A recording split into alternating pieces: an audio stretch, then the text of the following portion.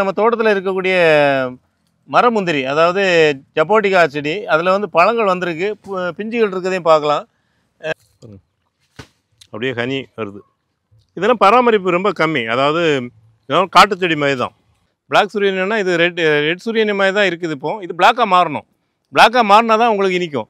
இப்போ இந்த ஸ்டேஜில் பறித்து சாப்பிட்டோன்னா புளிக்கும். இந்த பிஞ்சு வேறே கிரேப் கொய்யா, அது கிரேப் பழம் இருக்கிற மாதிரியே, திராட்சை பழம் இருக்கிற மாதிரியே கொத்து கொத்தாக காய்க்கும்.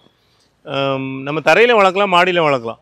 நிறைய ரொம்ப எளிமையான பராமரிப்பில் வளர்க்கலாம். தண்ணி ஒரு நுங்கோட டேஸ்ட் தெரியுதா? ரொம்ப சாஃப்டாகவும் இருக்குது. நல்லா நுங்கு பழுத்த கரெக்டான ஒரு பதம்னு சொல்லுவாங்க. அதாவது ரொம்ப முத்துன நுங்கு கிடையாது. இது ஒரு பழைய வெரைட்டி தான். நிறைய இடங்கள்ல இது பெரிய செடிகளாக கேரளாவிலலாம் இருக்குது. இது ஒட்டு செடிங்கிறதுனால நம்ம தரைப்பகுதியிலே மாடியில் வச்சோம்னாக்கா சீக்கிரமாக வளரும்.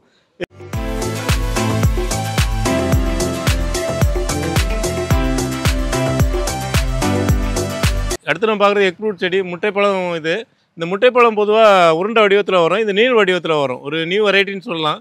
அதாவது ரொம்ப ஸ்வீட்டாக இருக்கும். இதனுடைய பழங்கள் ரொம்ப ஸ்வீட்டாக இருக்கும். எவ்வளோ பூக்கள் இருக்குங்கிறத பாருங்களேன். ஒரு கிளையிலையும் ஏகப்பட்ட பூக்கள் இருக்குது. இது வந்து ஒட்டு செடி. இது ஒட்டு செடிங்கிறதுனால நிறைய காய்க்கும். நல்ல அதனுடைய பழங்கள் வந்து டேஸ்ட் மாறுபடாது, ஒரே மாதிரி. இதை செலக்ட் பண்ணி ஒட்டு போட்டு இந்த செடிகளை எடுத்துருக்குறாங்க. எல்லாம் பட்டிங் டைப் தான். அதனால் உங்களுக்கு மாடியில் வளர்க்கலாம், தரையிலையும் வளர்த்து. நம்ம பார்க்குறது பாலிச்சாம்பா. இந்த பாலிச்சாம்பாவும் தல்காரி சாம்பாவும் இந்த வருஷம் ரொம்ப ட்ரெண்டு. அதாவது ரொம்ப கஸ்டமர் கேட்குறாங்க. ரொம்ப பெரிய பழம் வந்து மெகா சைஸ் வரும், அதே மாதிரி ரொம்ப ஸ்வீட்டாகவும் இருக்கும். ரொம்ப இனிப்பாக இருக்கிறதுனால நிறைய பேர் அதை விரும்பி கேட்குறாங்க.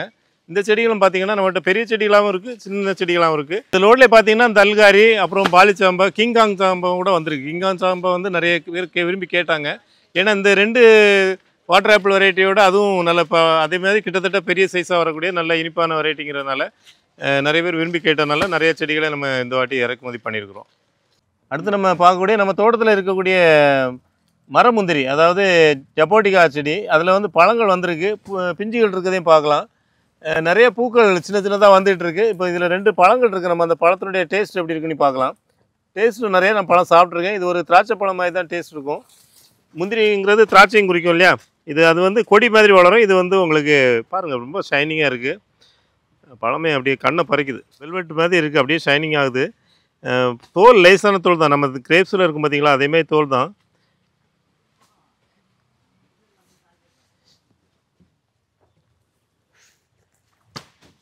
ரொம்ப இனிப்பாக இருக்குது, நல்லாயிருக்கு.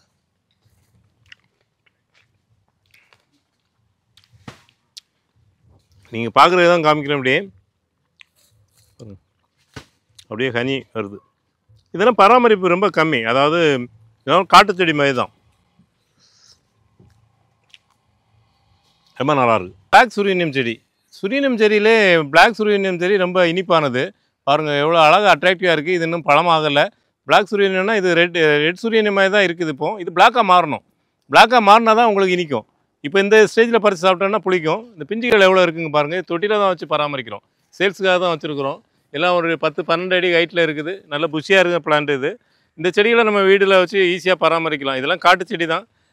நம்ம ஒரு சன்லைட்டில் வைக்கிறது நல்லா காய்க்கும். சன்லைட் இடத்துல வச்சா கூட நல்லா காய்க்கும். தோட்டங்களில் வைக்கலாம், மாடி தோட்டத்தில் இந்த செடிகளை வளர்க்க முடியும். கொத்து கொத்தாக காய்க்கிற தன்மையுடையது. இதெல்லாம் பழைய செடி, நம்மகிட்ட ரொம்ப நாள் ஆச்சு. இந்த செடிகள் வந்து நிறைய இங்கே வந்ததுக்கு கூட நிறைய பழங்கள் வந்திருக்குது, பிஞ்சுகள் வந்திருக்கிறத பார்க்கலாம். அடுத்து நம்ம பார்க்குறது ஸ்வீட் லூவி. இந்த ஸ்வீட் லூவி செடி வந்து நம்ம லாஸ்ட் இயர் நம்ம போட்ட வீடியோவில், அதாவது 2 வருஷத்துக்கு முன்னாடி ஆரணியில் ஒரு கஸ்டமருக்கு கொடுத்துருந்தோம். அவங்க தோட்டத்தில் காய்ச்சி அதனுடைய பழங்களை நான் சாப்பிட்டேன். ரொம்ப எனக்கு பிடிச்ச செடி. அதாவது ஒரு பேரிச்சம் பழம் சாப்பிட்டா என்ன டேஸ்ட் இருக்கும், அதே மாதிரி டேஸ்ட் இருக்கும். அந்த ப்ரௌன் கலரில் தான் வரும் பழங்கள் கூட. நிறைய சாப்பிட்டுட்டே இருக்கலாம். ரொம்ப எளிமையாக கொத்து கொத்தாக காய்ச்சிருந்தது. எனக்கே ஆச்சரியமாக இருந்தது. ஏன்னா மரம் ஃபுல்லாகவே எனக்கு ஆச்சரியப்பட்டு நான் அந்த செடி வாங்கின இடத்துக்கே திருப்பி ஃபோன் பண்ணி கேட்டேன், இது என்ன பழங்கிற, ஏன்னா ஏதாவது காட்டு செடியாக இருக்க போகுதுங்கிற பயத்தில். இல்லை ஸ்வீட் லீவ்னாங்க. அப்புறம் நிறைய சாப்பிட்டேன். அதுக்கு சாப்பிட்ட அப்புறம் இப்போ நம்ம நர்சரிலையும் இது நிறைய சேல்ஸ் பண்ணுறோம். நம்ம தோட்டத்துலேயும் இது நடவு பண்ணியிருக்கோம். எல்லா தோட்டங்களையும் இது பராமரிச்சுட்டு வரலாம். நல்ல ஒரு சத்தான பழங்களை கொடுக்கக்கூடிய ஒரு வெரைட்டி. மாடி தோட்டத்திலையும் வளர்க்கலாம். இது சின்ன செடிகளாகவும் இருக்குது, பெரிய செடிகளாகவும் இருக்குது. அடுத்து நம்ம பார்க்குறது ட்ரீ பெப்பர் செடி. இந்த ட்ரீ பெப்பர் செடி பார்த்திங்கன்னா ஒரு பெப்பருடைய டேஸ்ட்டில் இருக்கும். அந்த ஸ்பைசஸ் பெப்பர் சாப்பிட்றோம் இல்லையா, அதுமாதிரி ஒரு காரத்தன்மையோட அந்த ஒரு மணத்தோடையும் இருக்கும். இது அப்படியே சாப்பிட்லாம். இது சைனாவிலலாம் ஒரு அதாவது அழகுபடுத்துறதுக்காகவும் இந்த அவங்க சாப்பிட்ற ஃபுட்டில் இதை சேர்த்துக்கிறாங்க. சாப்பிட்டா ஒரு ரொம்ப சின்ன சைஸ் தானே. நம்ம பெப்பரை விட 4 ஒரு பங்கு தான் இருக்குது. பாருங்கள், இந்த பழங்களை பறித்து காமிக்கிறேன். எல்லாம் நல்ல பழமாயிடுச்சு. இது சைனாவில் அதிகமாக பயன்படுத்துகிறதா சொல்கிறாங்க. இதனால தான் ட்ரீ பெப்பருடைய ஸ்மெல்லில் இருக்கிறதுனால, மணத்தில் இருக்கிறதுனால அதை ட்ரீ பெப்பர்னு சொல்கிறாங்க. இது நம்ம தோட்டத்தில் பெரிய செடி வச்சுருக்கோம். சின்ன செடி நம்ம நர்சரியில் சேல்ஸ் பண்ணுறோம். இப்போ நிறைய காய்ச்சிருக்கு, அதனால தான் இப்போ உங்களுக்கு காமிக்கிறேன். இது ஃபுல்லாகவே காய்களாக இருக்குது, பழங்களாக இருக்குது. இதெல்லாம் நம்ம அப்படி டைரெக்டாகவே சாப்பிட்லாம். நம்ம சமையலுக்கு நம்ம யூஸ் பண்ணணும்னு இல்லை. இது நம்ம தோட்டத்துக்கு வரோம், நம்ம வாய் நல்ல மணமாக ஒரு ஆரம்பமாக இருக்கணும்னாக்கா இந்த காய்களை பறித்து அப்படியே சாப்பிட்டோன்னா நல்ல ஒரு ஃப்ரெஷ்னஸ் கிடைக்கும். அடுத்து நம்ம பார்க்குறது ஆல் சீசன் பலா. இந்த ஆல் சீசன் பலா நம்ம லாஸ்ட் மந்த் வந்து இதனுடைய பழங்களை அறுவடை பண்ணி சாப்பிட்டோம். ஆக்சுவலாக இந்த சீசன் வந்து இப்போ நவம்பர் டிசம்பர்லாம் பலாப்பழ சீசன் கிடையாது. இது வருஷம் ஃபுல்லாகவே காய்க்கும். இந்த வெரைட்டியை பொறுத்த வரைக்கும் வருஷம் ஃபுல்லாகவே காய்க்கக்கூடிய வெரைட்டி. இந்த செடி பொறுத்த வரைக்கும் ஒரு 4 வருஷம் 5 வருஷமான செடிகள். இதெல்லாம் ஆண் பூக்கள் தான். ஆனால் எல்லாமே பூக்கிற காய்க்கிற தன்மையோட பெரிய செடிகளாக இருக்குது. எல்லாம் ஒரு கை சைஸ் இருக்குது இதனுடைய தண்டு பகுதி. இதெல்லாம் நம்ம அப்படியே நட்டோம்னா உடனடியாகவே இது காய்ப்புக்கு வரக்கூடிய அளவுக்கு உள்ள ஒரு முதிர்ச்சி அடைந்த செடிகளாக இருக்குது. இது சின்ன செடிகளும் சேல்ஸ் பண்ணுறோம், மீடியம் சைஸ் சின்ன செடிகளும் சேல்ஸ் பண்ணுறோம். பழங்களுடைய சுவை ரொம்ப நல்லாயிருக்கும். நம்ம அதை சாப்பிட்டு பார்த்து கூட வீடியோ போட்டிருக்கோம். இது ஒரு தாய்லாந்து வெரைட்டி. இப்போ நமக்கு மற்ற பழங்கள் கிடைக்காத நேரத்தில் இந்த பலாப்பழங்கள் நம்மளுக்கு அறுவடைக்கு கிடைக்கும். அடுத்து நம்ம பார்க்குறது கிரேப் கொய்யா. இந்த கிரேப் கொய்யா நம்ம தோட்டத்தில் இருக்க செடியில் காய்கள் வந்திருக்கு. கொத்து கொத்தாக காய்க்கும். பேரே கிரேப் கொய்யா. அது கிரேப் பழம் இருக்கிற மாதிரியே, திராட்சை பழம் இருக்கிற மாதிரியே கொத்து கொத்தாக காய்க்கும். நம்ம தரையில் வளர்க்கலாம், மாடியில் வளர்க்கலாம். ரொம்ப எளிமையான பராமரிப்பில் வளர்க்கலாம். தண்ணி தேங்கக்கூடாது. மற்ற கொய்யா செடிகள் வளர்க்குற மாதிரி தான். இதனுடைய பழங்கள் பார்த்திங்கன்னா ஒரு இனிப்பும் புளிப்பும் கலந்த சுவையில் இருக்கும். நல்லா பழுக்கலை, கடிச்சு பார்க்கலாம்.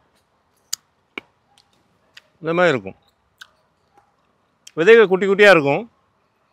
நல்ல டிஃப்ரெண்ட் டேஸ்ட். அப்படியே கொஞ்சம் கலர் சேஞ்ச் ஆச்சுனாலே நம்ம பறித்து சாப்பிட்டா சாஃப்டாக இருக்கும்.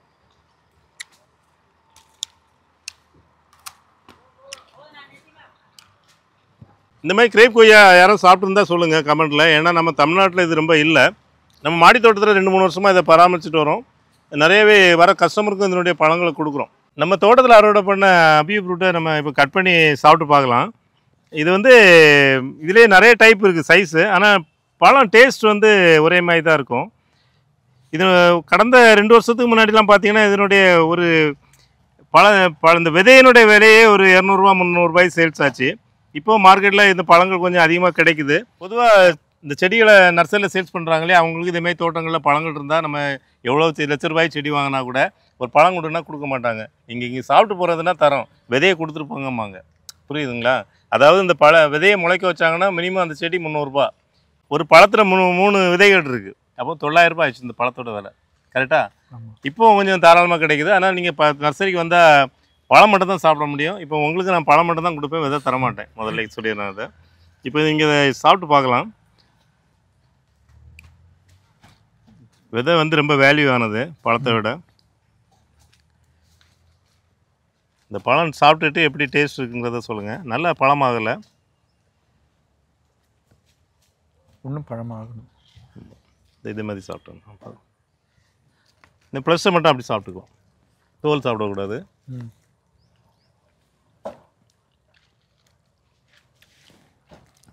ஒரு நுங்கோட டேஸ்ட் தெரியுதா?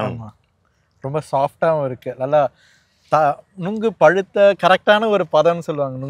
அதாவது ரொம்ப முத்துன நுங்கு கிடையாது. முத்துன நுங்கு இல்லாம இலை நுங்கு. சென்னை வாசின்னு நினைக்கிறேன், அதனால தான் சொல்ல வரல. பறந்து வளர்ந்து எங்களுக்கு அந்த நாங்க இந்த சீசன்ல பாக்குறது வந்து அந்த மார்க்கெட்ல என்ன வைக்குதோ அதை மட்டும் தான் பாக்குறோம். அதுல கல்லுக்கெல்லாம் இருக்கும்போது அண்ணா கொஞ்சம் பழமா போடுங்க. பழமா இல்ல, அது இலசா கொடுங்க, எங்களுக்கு பழமா சொல்லிப்போம். ஆனா அந்த இலம் அந்த ஒரு ஃபீல் இருக்கு. சாப்பிட்டு கடிக்கும் போது அந்த ஃபீல் தெரியும். டேஸ்டும் ரொம்ப ஸ்வீட்டும் இல்ல, ரொம்ப கம்மியா. அதுக்கு என்ன காரணம்னா நீங்க கரெக்டா சொல்றீங்க, மழை பெய்யுதுல. மழை பெய்யுது. தொடர பெஞ்சல் புயல் எவ்வளவு நாசம் பண்ணிடுச்சு இல்லையா? அது செடி இங்க இந்த புயலை தாண்டி இருக்கிறது எனக்கு புயலுங்க அடிக்கல, நீங்க வேற அடுத்தால வருதுங்கிறாங்க. பயமுறுத்தாங்க. நானே தூக்கம் இல்லாம இருந்தேன். ஏன்னா புயல் வந்ததுன்னா மழை பெய்தா எவ்வளவு நாளும் நம்ம ஓரளவு தாங்கிக்கலாம். எல்லாருமே வடிகால் வசதி இருக்கும்போது நமக்கு அது கலந்து போயிடும். ஒவ்வொரு புயல் வரும்போது எங்களுக்கும் நிறைய பாதிக்கும். அதாவது எங்களுக்குன்னு இல்லை, எல்லா விவசாயிகளுக்குமே பாதிக்கும். அது வந்து வெளிப்படையாக எல்லாராலும் சொல்ல முடியாது. உலகத்துக்கும் தெரியாத வழியை எல்லாருமே கண்டிப்பாக அந்த புயல் மழை. ஆனால் அது புயல் இல்லாமல் மழையும் இல்லை. நம்ம தமிழ்நாட்டை பொறுத்த வரைக்கும் புயல் இல்லாமல் மழை இல்லைன்னு ஆயிடுச்சு. அப்போ மழை பெய்தால் தான் நம்ம விவசாயமும் பண்ண முடியும், எல்லோரும் சாப்பிட முடியும். சில இழப்புகளை நம்ம சந்தித்து தான் ஆகணும். இப்போ இந்த தோட்டத்திலே எங்களுக்கு நிறைய வாட்டி லாஸ் ஆகிருக்கு. அதனுடைய சில ஃபோட்டோஸ் இருக்குதுன்னு நினைக்கிறேன். அதை கூட காமிக்கிறேன். ஆனால் என்னென்னா நமக்கு இப்போ இந்த மழை பெய்ததுனால ஒரு 2 வருஷத்துக்கு 1.5 வருஷத்துக்கு நமக்கு தண்ணி பிரச்சனை கிடையாது. கண்டிப்பாக அதுவும் ஒரு விதத்தில் நல்லது நல்லது, எப்பவுமே அதே மாதிரி தான் இருக்கும். இந்த பழத்தை பொறுத்த வரைக்கும் நம்ம நுங்கு பழம் டேஸ்ட் இருக்குன்னு சொன்னீங்க இல்லையா, நுங்கு நம்ம சாப்பிடணும்னா கிடைக்கிறது ரொம்ப கஷ்டமாக இருக்கு இல்லையா? கஷ்டம். ஆமாம், ரொம்ப கஷ்டம். அது எங்கேயா மெனக்கெட்டு நம்ம போய் ஒரு இடத்துல குறிப்பிட்ட இடத்துல எங்கேயா ரோட்டில் பார்த்தா அந்த இடத்த போய் வாங்கி சாப்பிடணும். நீங்கள் சொன்ன மாதிரி அந்த இலசா கிடைக்கிறது ரொம்ப ரொம்ப கஷ்டம். ஆமாம், அது என்னன்னா பொதுவாக நுங்கு விற்கிற இடத்துல என்ன பண்ணுவாங்கன்னா 2 இலசை வச்சுட்டு 2 முத்தினதை வச்சிருவாங்க. ஆமா, எல்லாருமே நான் ஒரு 4 பேர் வாங்குறோம்னா எல்லாருமே அந்த இலசை தான் கேட்பாங்க. அவங்களுக்கு என்னென்ன எப்படி கொடுக்கணும்னு தெரியாது, அதனால எல்லாருக்கும் பகந்த மாதிரி எல்லாருக்கும் அங்கங்க அப்படி போட்டு விட்டுருவாங்க. அது நமக்கும் கிடைக்கும். ஆனா இது அந்த ஃபீல் எனக்கு கம்ப்ளீட்டா இருந்தது. டேஸ்டும் வந்து ரொம்ப இனிக்கும் இல்ல, தகட்டாது. இது ரொம்ப நேரம் சாப்பிடலாம், எனக்கு நிறைய சாப்பிடலாம். அந்த லிக்விட் மாதிரி தண்ணி மாதிரி இருக்குல்ல, அந்த இடம் அதை சாப்பிடும்போது நமக்கு வந்து அந்த ஒரு அந்த நுங்குல ஒரு தண்ணி லிக்விட் தண்ணி இருக்கும் இல்லையா, அது மாதிரி இருக்கும் பாத்தீங்கன்னா. இது வாட்டரி ஃப்ரூட் மாதிரியே இருக்கு எனக்கு ஆக்சுவலா. இப்படி இந்த ஜூஸி ஆக்கும்போது இதுல இந்த லிக்விட் மாதிரி வரும், அதை சாப்பிடும் தெரியுதா வருதுல. இது வந்து நுங்கு நம்ம எடுக்கும்போது பொதுவாக கிராமத்தில் சொல்லுவாங்க, அதாவது நுங்கு வெட்டினவன் ஓடிடுவான். பெரும்பாலும் பசங்க வந்து திருட்டு நுங்கு வெட்டுவாங்க. இன்னொருத்தர் மரமாக இருக்கும் அதில் வெட்டுவாங்க. அதை சுரண்டி எடுத்து சாப்பிடும்போது அவங்க மாட்டிக்குவாங்கம்மாங்க. இன்னொருத்தர் மரத்தில் தான் கிராமங்களில் வெட்டுவாங்க. அது ஒரு பழக்கம் உண்டு. இப்போ அந்த இதெல்லாம் உங்களுக்கு தெரியாது, எல்லாம் காலம் கடந்து போச்சு. நல்ல ஒரு அதாவது நுங்குனா நம்ம மரத்தில் ஏறுறதுக்கு ஆள் பார்க்கணும், அது மாதிரி சில பிரச்சனைகள்லாம் இருக்குது. இது வந்து நமக்கு மாடியிலே இல்லை தொட்டிலே தரையிலே இதில் வச்சுருந்தாலும் நம்ம பராமரித்து அந்த நுங்கு சாப்பிட்ட ஒரு ஃபீல் நமக்கு கிடைக்கும். ரெண்டாவது, இது மாம்பழம் சீசனு முன்னாடி இது அறுவடைக்கு வந்துடுது. அதனால் இது பழம் இப்போ மார்க்கெட்டில் இல்லை, கடைகளில் எங்கேயும் கிடைக்காது. கேரளாவில் ஒரு சில இடங்களில் கிடைக்குது. நம்ம மார்க்கெட்லேயே நீங்கள் 2-3 வருஷத்தில் இந்த பழங்களை நிறைய சாப்பிடுவீங்க. நல்லது, கண்டிப்பாக எதிர்பார்க்குறோம். கண்டிப்பாக வளர்த்து சாப்பிட முடியுமான்னு எனக்கு தெரியல. இல்லை, கடைகளில் கிடைக்கும் போது நம்ம எல்லாருமே சாப்பிடலாம்ல. எல்லாருக்கும் வளர்த்து சாப்பிட முடியுமாங்கிறது நம்ம இட வசதிலாம் இருக்குது. கண்டிப்பாக இது வந்து கடைகளில் இன்னும் சீக்கிரமாக, ஏன்னா அந்த மாதிரி ஒரு நல்ல ஒரு வெரைட்டி நல்லா இருக்கு. எல்லாரும் சாப்பிடணும். தேங்க்ஸ். அடுத்து நம்ம பார்க்குறது J33 பலா. இது ஒரு கமர்ஷியலாக பயிர் பண்ணுறதுக்கு ஏற்ற ஒரு ரகம். ஏன்னா சுளைகள் ரொம்ப பெருசாக இருக்கும், நல்ல சுளையுடைய தடிமன் வந்து அதிகமாக இருக்கும். அதனுடைய சதைப்பகுதியினுடைய தடிமன் அதிகமாக இருக்கிறதுனால சாப்பிட்றதுக்கு ரொம்ப நல்லாயிருக்கும், ரொம்ப இனிப்பானது. 32 பிரிக்ஸுக்கு மேலே இருக்கும்னு சொல்கிறாங்க. இது வந்து பட்டிங் செடியாக இந்த முறை நிறைய ஒரு 2 அடி ஹைட்டில் வந்திருக்கு. இந்த மாதிரி செடிகள் பெரிய செடிகளாகவும் நம்ம நர்சரியில் சேல்ஸ் பண்ணுறோம். அடுத்து நம்ம பார்க்குற ஸ்வீட் சாந்தல் செடி. இந்த ஸ்வீட் சாந்தல் பழங்கள் எப்படி இருக்குன்னு பார்த்தீங்கன்னா, ஒரு மங்குஸ்தீன் பழத்தை கட் பண்ணி பார்க்கும்போது எப்படி இருக்குமோ அதுமாதிரி ஒரு ஸ்பாஞ்சு தன்மையோடு இருக்கும் பழங்கள். பழம் வந்து ஒரு இனிப்பும் புளிப்பும் கலந்த ஒரு சுவையில் இருக்கும். ரொம்ப எளிமையான பராமரிப்பு. இந்த இலைகள் வந்து ரொம்ப அழகாக இருக்கும். நல்லா வளரும்போது பார்த்திங்கன்னா இலைகள் ரெட் கலரில் மாறும். ஒரு ஃபேன்சி செடி மாதிரியே கூட வீட்டுக்கு முன்னாடி வளர்க்கலாம். அது பழங்களும் பார்க்குறதுக்கு ரொம்ப அட்ராக்டிவாக இருக்கும். இந்த வெரைட்டியும் சின்ன செடிகளாக வந்திருக்கு. அடுத்து நம்ம பார்க்குறது மில்க் ஃப்ரூட் செடி. இந்த மில்க் ஃப்ரூட் ஒரு பால் பழம்னு சொல்லுவாங்க. அதாவது பழங்களை கட் பண்ணும்போது ஒரு ஸ்டார் வடிவத்தில் உள்ளே இருக்கும். இந்த இலைகள் வந்து ரொம்ப அழகாக இருக்கும். ஒரு ப்ரௌன் கலரில் இருக்கும் அடிப்பகுதி, மேற்பகுதி க்ரீன் கலரில் இருக்கும். ரொம்ப எளிமையான பராமரிப்பு தான். இதெல்லாம் சாதாரணமாக வெளிநாடுகளில் மற்ற இடங்களில் சாதாரணமாக வளரக்கூடிய செடிகள் தான். இப்போ நம்ம நாட்டிலையும் இதை வளர்க்குற மாதிரி ஒரு சூழ்நிலை வந்திருக்கு. இது சத்துக்கள் நிறைஞ்சது தான். மற்ற பழங்கள் மாதிரி ஒரு எல்லா விட்டமின்ஸும் இதில் இருக்கக்கூடிய ஒரு வெரைட்டி தான். இந்த செடிகளும் சின்ன செடிகளாக வந்திருக்கு. எல்லாமே ஒட்டு செடிகள் தான். இதையும் கூட நம்ம மாடியில் பராமரிக்க முடியும். இது நம்ம பார்க்குற ரெட் சப்போட்டா செடி. இந்த ஃபோட்டோவில் இருக்கிற மாதிரி தான் இருக்கும். உள்ளே வந்து ப்ளஸ் வந்து ரெட் கலரில் இருக்கும். இது ஒரு பழைய வெரைட்டி தான். நிறைய இடங்களில் இது பெரிய செடிகளாக கேரளாவிலலாம் இருக்குது. இது ஒட்டு செடிங்கிறதுனால நம்ம தரைப்பகுதியிலே மாடியில் வச்சோம்னாக்கா சீக்கிரமாக வளரும். இது ரொம்ப மற்ற சப்போட்டா தெரிஞ்ச மாதிரி மற்ற மக்களுக்கு தெரியல. இது பழைய வெரைட்டி தான் இதுவும் கூட. அடுத்து நம்ம பார்க்கக்கூடியது ரம்பா செடி. இந்த ரம்பா இலை வந்து ஒரு மணமூட்டி. அதாவது கேரளாவிலலாம் பிரியாணி செய்கிறதுக்கு இதை தான் பயன்படுத்துவாங்க. நம்ம இந்த பிரியாணி இலை போடுறோம் இல்லையா, அதுக்கு பதிலாக இதை பயன்படுத்துவாங்க. இந்த டேஸ்ட் அவங்களுக்கு பிடிக்கும். இப்போ இங்கேயும் நம்ம நிறைய பேர் இதை கேட்குறாங்க. என்னென்னா, ஒரு வீட்டில் நம்ம செடி இருந்ததுன்னா இதனுடைய இலைகளை அப்படியே ஃப்ரெஷ்ஷாக காய வைக்கணும்னு தேவையில்லை. அப்படியே பிரியாணி, வெஜிடபிள் பிரியாணியாக இருந்தாலும் சரி, நான்வெஜ்ஜாக இருந்தாலும் சரி, அதுக்கு பயன்படுத்தலாம். நல்ல ஒரு மணமூட்டி. பொதுவாக கேரளாவிலலாம் ஒரு குறிப்பிட்ட காலத்துக்கு முன்னாடிலாம் பார்த்திங்கன்னா இது ஒரு இலைக்கு ஒரு ரேட் உண்டு. ஒரு இலைக்கு இலை கணக்குக்கே சேல்ஸ் பண்ணுவாங்க. அந்த மாதிரி இருந்து இப்போ நிறைய எல்லா இடம் பரவலாக கிடைக்குது. அதனால் இப்போ விலை குறைஞ்சிருக்கலாம். இருந்தாலும் இந்த செடிகளை நம்ம மாடியில் வளர்த்துட்டு வந்தாலோ தரையில் வச்சு வளர்த்தாலும் நம்ம சாப்பாட்டில் ஒரு மணமூட்டி சேர்க்கணுன்னா நம்ம அதுக்காக கடைக்கு போக வேண்டியதில்லை. நம்மளே டைரெக்டாக ஃப்ரெஷ்ஷாக பயன்படுத்தலாம். இந்த செடிகள் சின்ன செடிகளாக இப்போ நம்மகிட்ட நிறையாவே இருக்குது. இப்போ இந்த வீடியோவில் பார்த்த செடிகள் இல்லாமல் நம்ம நர்சரியில் நிறைய எக்ஸாட்டிக் வெரைட்டிஸ் சேல்ஸ் பண்ணுறோம். அதை பற்றி முழு விவரம் தெரியணும்னா நீங்கள் 9841-986-400 நம்பருக்கு கான்டாக்ட் பண்ணி நீங்கள் லிஸ்ட்டை வாங்கிங்க. அதில் உங்களுக்கு பல டைப் ஆஃப் ஹைட்டில் உள்ள செடிகளும் மென்ஷன் பண்ணியிருப்பாங்க. உங்களுக்கு என்ன செடி தேவையோ அதை நீங்கள் ஆர்டர் பண்ணி ஆன்லைன் மூலமோ இல்லை நேரடியாக வந்தோ செடிகளை வாங்கி பயன்பெறுமாறு அன்புடன் கேட்டுக்கொள்கிறேன். நன்றி, வணக்கம்.